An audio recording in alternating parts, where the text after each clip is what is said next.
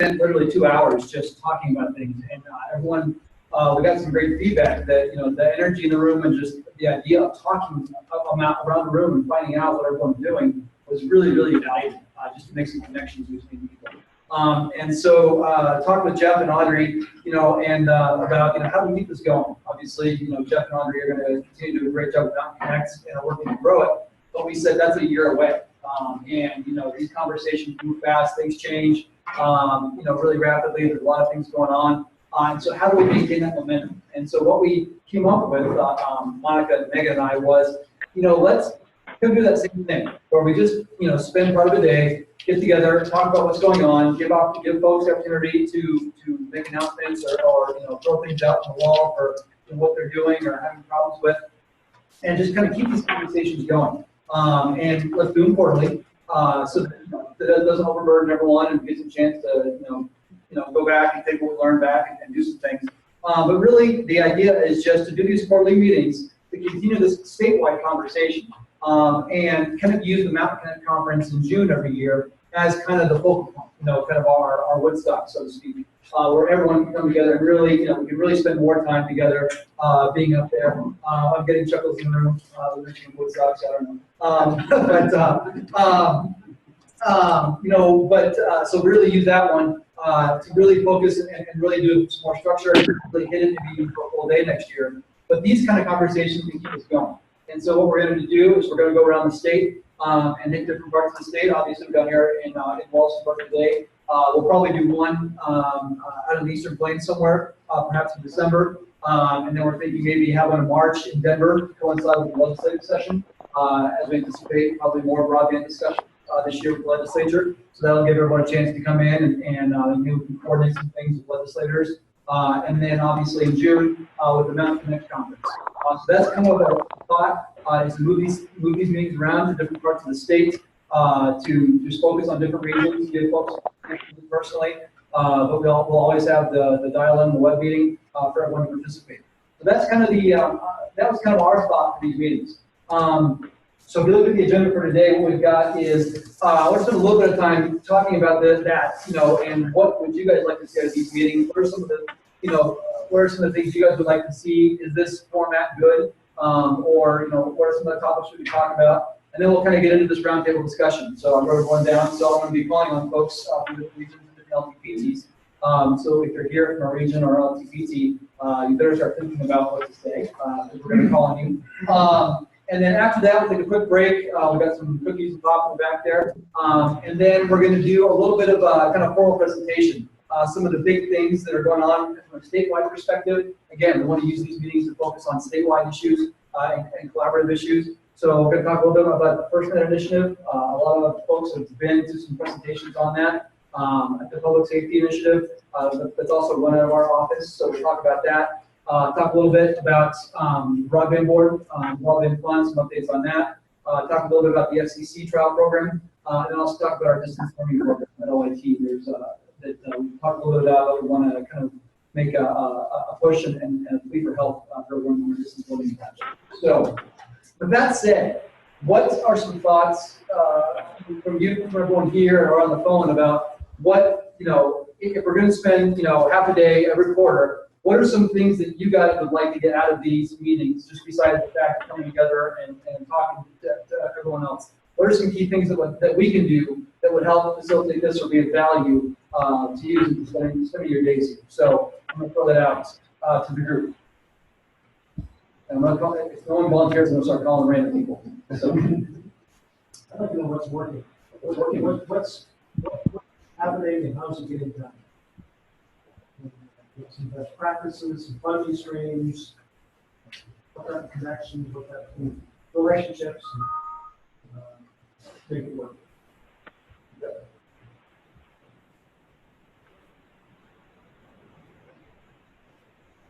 Other ideas? This speak.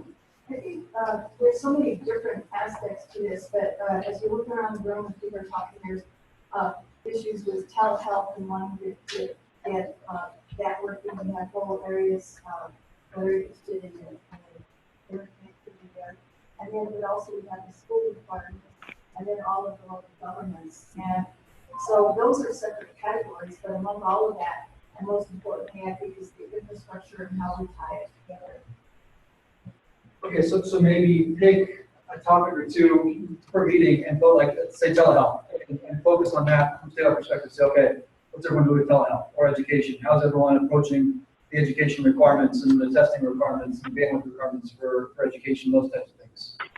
And or if we have a big meeting like this, that it's time permits to segregate and be able to have those folks kind of gather together and announce it so that then it will be in focus, because there are others that are quite busy, but I know that there's a lot of interest in our region on telehealth. Okay. And Okay, so it's more of the practical applications. You know, we're talking about broadband, but what are some of the things why we're talking about this and what's it going to get us? Okay, great.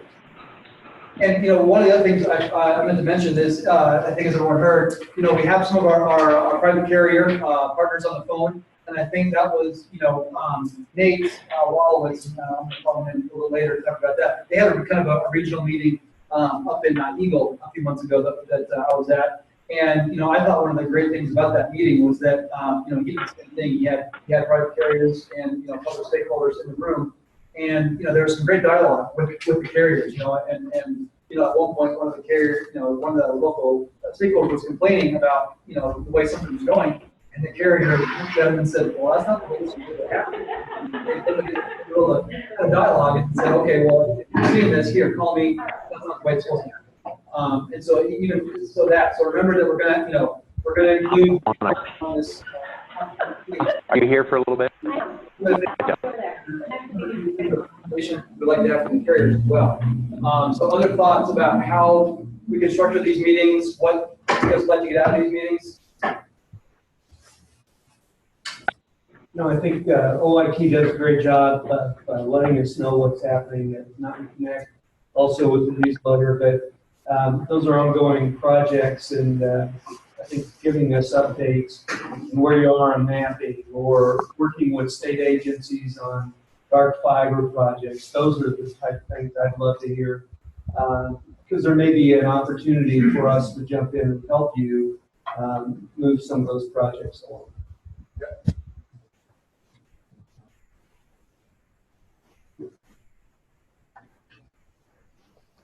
Folks on the phone, I know sometimes it's hard to jump in when you're on the phone, but is there anyone on the phone that has some input or ideas about these meetings and how we can make them valuable to everyone?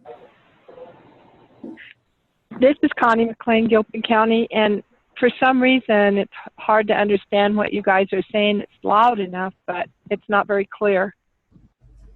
Okay. We will see what we can do. Maybe get closer. So anyone on the phone have any ideas about what, how to structure these meetings? Was that clear? That's much better for me. Okay. Yeah, Brian, this is Dan Lubar, Grand County. Just wanted to let you know it's a lot clearer for me as well. Glad you guys are taking the time to convene the meeting. So Brian, how does this fit in with the NICE? Yes, excellent question, Ed. So folks that have been doing this for a while remember we had a group that we kind of called the Knights of the Round Table. That was started, right before I even came on to OIT, so about 3 years ago.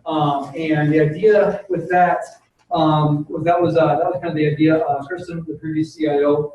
And you know, when she put that together, she said, you know, there's all these broadband issues going on, and no one's talking in the same room. And I think, you know, some of the problems we've had with coordination around the state, you know, that was her goal, was to kind of say, let's just get in the room and talk. And that has kind of progressed.